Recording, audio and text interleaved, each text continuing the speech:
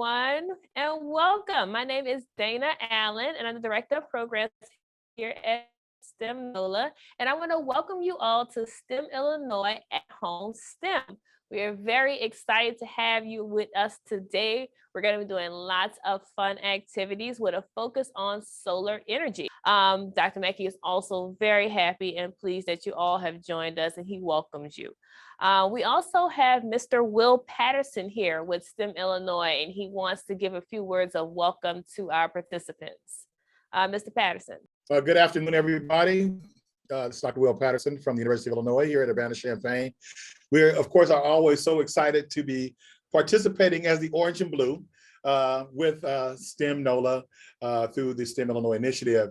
And, you know, it's kind of, Dana, it's kind of important to demonstrate why solar power is so important, because in situations like this where you have natural catastrophes that impact communities, how you get back up on your legs and stand up again is to oftentimes can be through natural energy, and ways to harness that energy to power your community is very important. So these lessons that young people and families are being able to participate in through the efforts of STEM NOLA, STEM Global Action Network, and STEM Illinois becomes critically important for making certain that our communities can stay connected, stay in tune, and move forward in situations where catastrophic situations beyond our control happen. So we're so glad again to be participating again with STEM NOLA and getting this done. And shout out to the folks and the fam at New Orleans or in New Orleans. You know, I love y'all. Y'all got to be safe down there. We need to come on back down there and come kick it with y'all. So from the family of STEM Illinois, we with y'all. Just know that,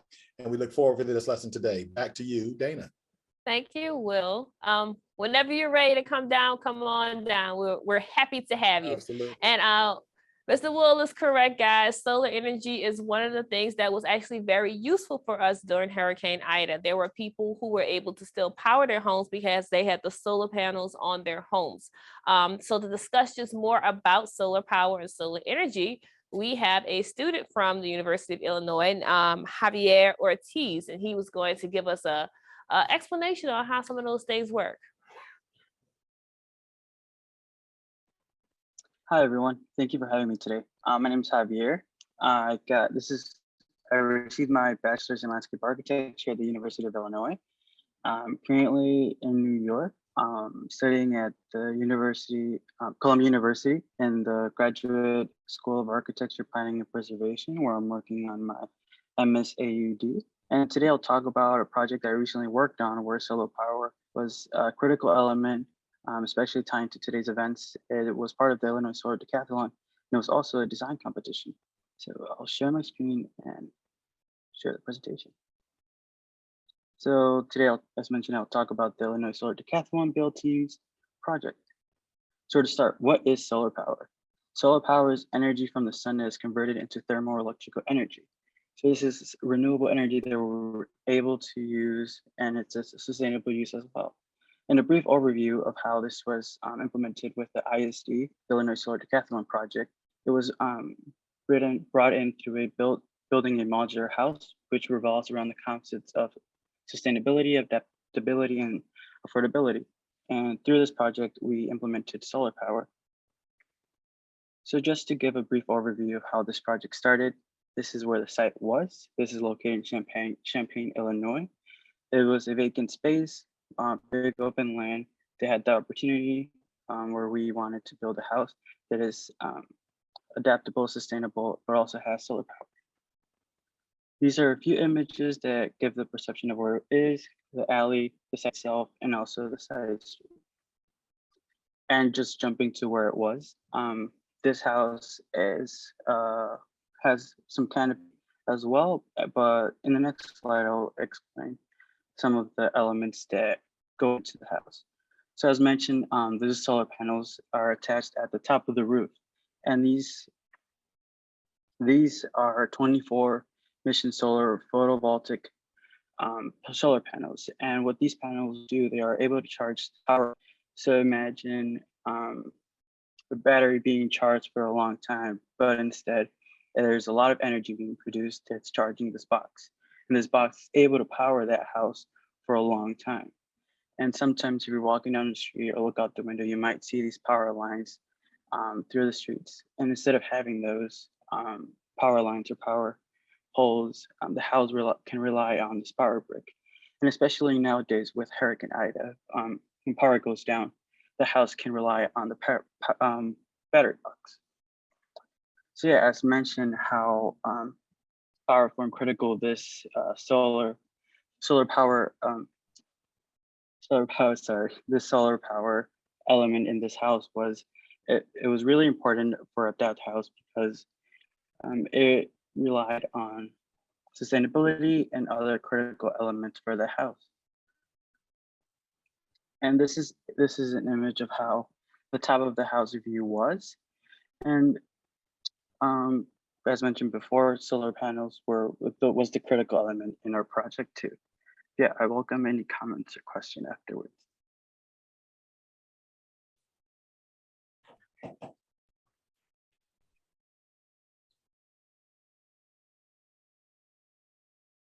All right, thank you so much, Javier, for that informative presentation on solar energy. So now, kids, we're gonna go ahead and get into our activities. We have a very special guest with us today, Michaela Henry. She is our programs coordinator, and she's gonna walk you through the activities for today. You're in good hands.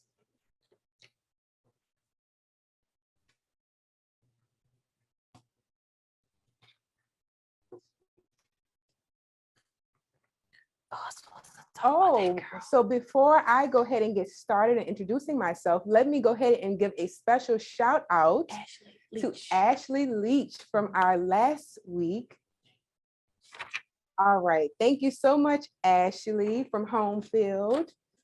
Oh, from Springfield, Illinois. Okay, hi guys, my name is Michaela Henry and I work here at STEM Nola as the programs coordinator. I graduated from Southeastern Louisiana University and I am from New Orleans, Louisiana. So today we will be making solar ovens. Are you guys ready? Yes, me too. Okay, so we're going to get started by introducing our agenda. So first we're going to get started with some vocabulary terms. Then we'll go ahead into our objectives. We're going to go ahead and look at some activity questions, do our experiment, and then we're going to go back to those questions and answer them. So we're going to go ahead and get started with those vocabulary terms. Our first vocabulary term is alternative energy. Alternative energy is energy generated in ways that do not deplete natural resources or harm the environment, like things like natural ocean waves or falling water. Renewable resources are natural resources that are able to be replaced by the natural earth.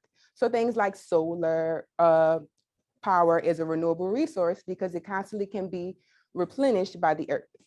Third is our solar energy, energy from the sun that is converted into thermal energy or electrical energy. Lastly is our photovoltaic energy, which is a cell that converts solar energy into electrical energy. And a good example of that photovoltaic cell energy is a type of energy that is produced to do something like power water or a water pumping system. All right, so we're going to go ahead and get started in just a second. But before we do, I'll go ahead and say our objective for today, which is you guys will understand the definitions of alternative energy, renewable resources, solar energy, and the photovoltaic cell, and apply them to the experiment. You'll perform an experiment and create your own solar oven. All right, so we'll go ahead and get started in just a second. But before I go ahead and start telling you guys about the science behind it, I'll also let you guys go ahead and start getting some of the materials that we have for today. So some of the important materials that you'll need. Oh, wait, we have a survey that you guys have to do. So before we move into that, I see a survey up here that you guys have to go ahead and do. So I'll read out the questions to you guys first. And what experiment are we doing today? Solar energy, wind, or buoyancy and density are your three options. So go ahead and take a second and vote. I'll give you guys a couple of seconds to do that.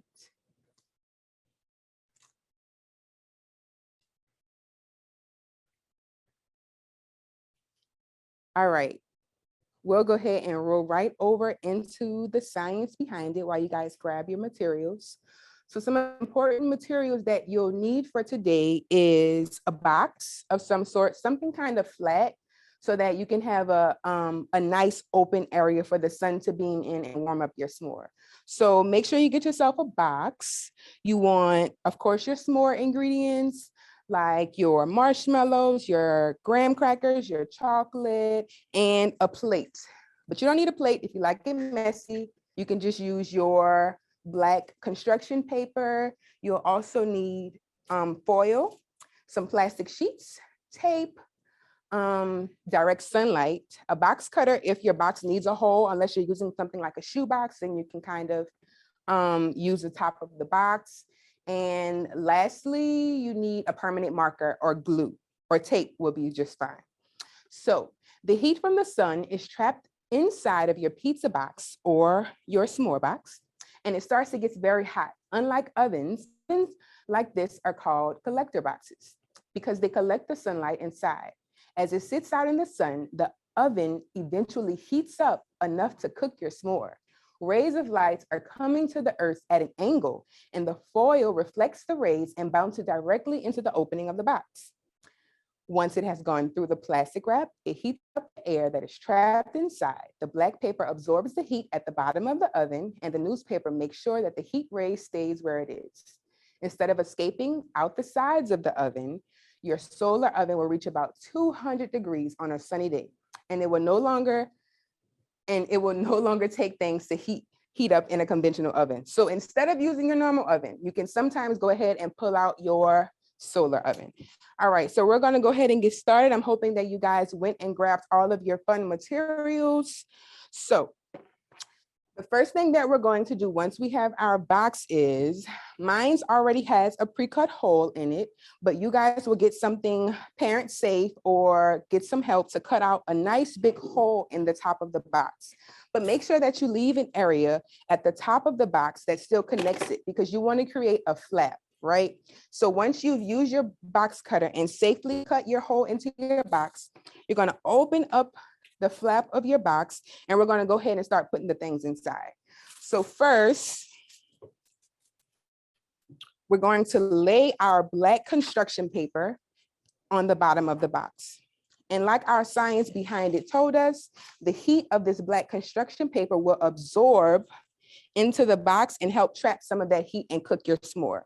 So what I'm going to do is, just to keep things in its place, I'll just tape the black construction paper in the bottom of the box so that it doesn't move. 2 small pieces of tape will do.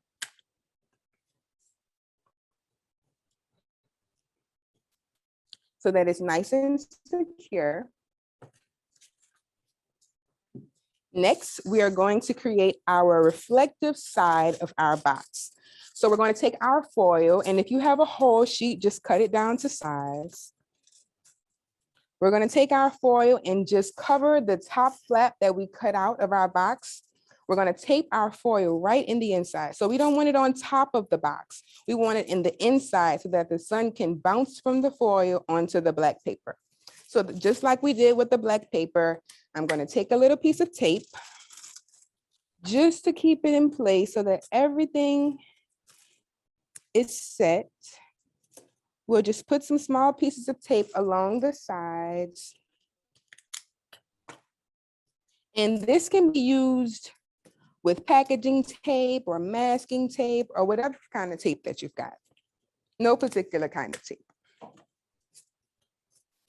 So once we've got some nice secure pieces, top, bottom, and the sides, because we have a little bit of revealing cardboard, I'm going to use a whole nother sheet of foil, and I'll use the edges to kind of keep it in place for a second. Where we're going to lay our foil to cover up the remaining piece of cardboard.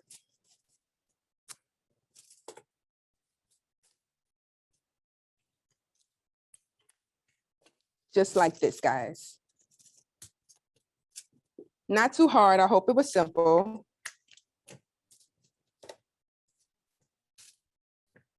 If you have a perfect size sheet for your cutout, you are winning right now, so that you don't have to use 2 pieces of foil. But here we go. We've got our nice flat surface of reflective foil, and we're just about ready to add in our s'mores. But before we do that, we're gonna need a clear piece of plastic. So I attach 2 pieces of plastic together so that it's long enough for my box. But depending on the size of your box, you might just need 1 or a half a sheet. But just so that I had enough to really trap that heat in, I went ahead and attached 2 pieces of plastic. I'm not going to completely tape my plastic on top because then I won't be able to add my s'more in the inside. So we want to remember that. I'm only going to tape one side of my plastic down to my box so far. And I'll also tape the back up just so that no heat is released before I'm ready for it to be. All right, so I'm going to take that end that I did not take up of my piece of plastic, and I'll open up my graham crackers.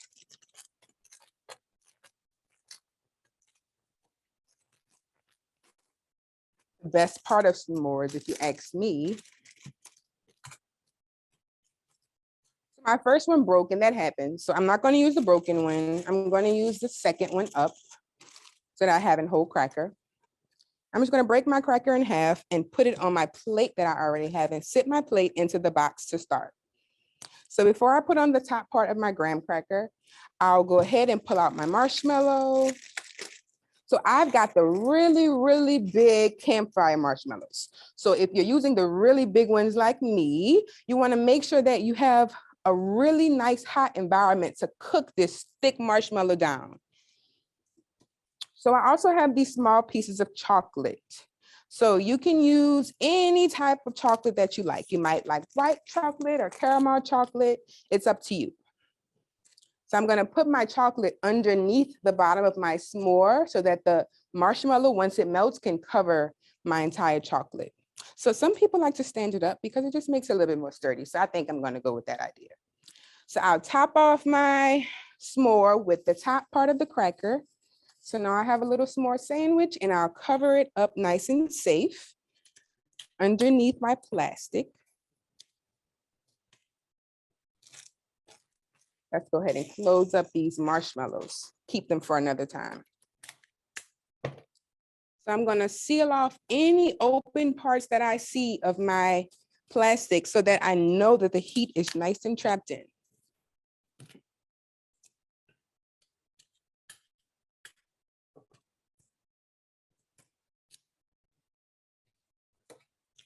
Okay, so now we have a complete oven thus far. So depending on what type of box that you use to go ahead and cut open and use as your s'more oven, you may need something like this. So you can use a bamboo stick or a chopstick or whatever you might have to grab to just prop it open. So sometimes when we sit these boxes outside, sometimes the wind will make it fall over or make that little part of the box flap open and close. And we want to stay at a nice angle so that the sun can beam right from the reflective side of our box into the inside where the heat will get trapped. So I'll just go ahead and place my bamboo stick on the very inside of my flap, poke a hole in it using the pointy side of the bamboo stick, and just go ahead and place it down on the very bottom base of the box. One piece of tape will do just to keep it in place, to keep my box open, and to make sure that my son has constant contact to the plastic. So once this happens, your solar oven is cooking. It's getting warmed up, your s'more is going, and you put this out in the sun for a sunny day. Unfortunately, here in New Orleans, dealing with all the weather that we've been going through, I don't have any sun and we can't bring the sun inside. And unfortunately, today is a rainy day. So I can't show you guys what it's like when the actual sun hits the foil and the reflective side. But I want every one of you, if it's sunny in Illinois, please go ahead and take your boxes outside, let the sun shine, let it cook your s'more, or if it's not where you are, go ahead and save your solar oven for when the sun does come out. And when it's a super hot day, I promise you'll have a gooey treat waiting on you. But here is my s'more. Just want to show you guys. Uh-oh. If this does happen to you where your s'more falls over or someone knocks it down, that's why we always make sure that we tape it down instead of doing something permanent like gluing it, just in case we want to go ahead and check on our s'more and see if it's cooked or if it fell over.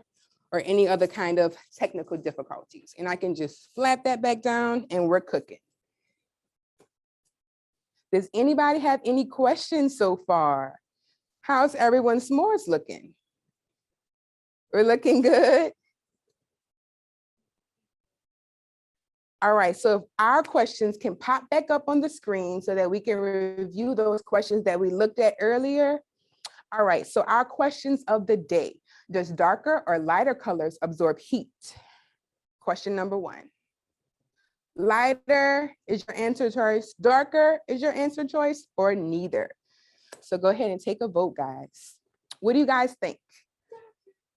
Darker, lighter, neither? You want to know what I think? I think it's darker, which is why we chose that black construction paper to go at the very bottom of our box so that it can absorb that heat. So for anybody who said darker, you get it, STEM NOLA A. Okay, our next question. What is the purpose of the aluminum foil? To hold the box lid up, to reflect the sun's rays, or to absorb the cold air? What do you guys think?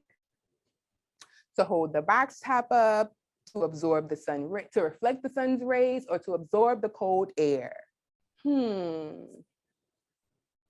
I think that is to reflect the sun's rays. So for anybody who said that, the answer is B, to reflect the sun's rays. Okay, our last question. What is the name of the solar energy source that you see attached to the top of a house? I know this one. Solar panels, lightning bugs, or windmills? What do you guys say? Take a second. I'll say solar panels. So if you voted A, the answer is correct. So solar panels are at the top of the house and provides an energy source for most. You guys did amazing. I want to thank you for having me. Thank you for letting me facilitate this cool experiment with you guys. And I want you to join us again next week if you are available Thursday, September 21st, same time, 4 p.m. here at STEM NOLA. Thank you so much, STEM Illinois.